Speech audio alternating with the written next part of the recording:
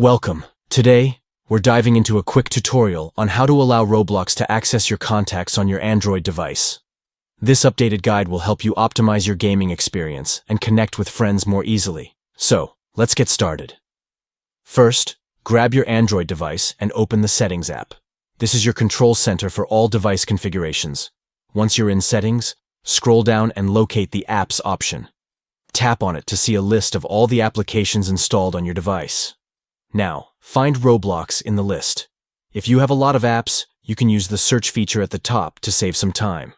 After you've tapped on Roblox, look for the Permissions option. This is where you can manage what the app can and cannot access. Now, tap on Contacts.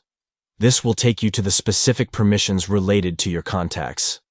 Here, you'll see the option to allow or deny access to your contacts. Finally, select Allow.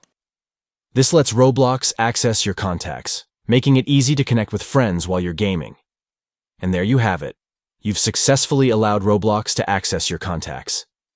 If you found this video helpful, make sure to give it a thumbs up and subscribe for more tips and tricks. Happy gaming, and enjoy connecting with your friends on Roblox.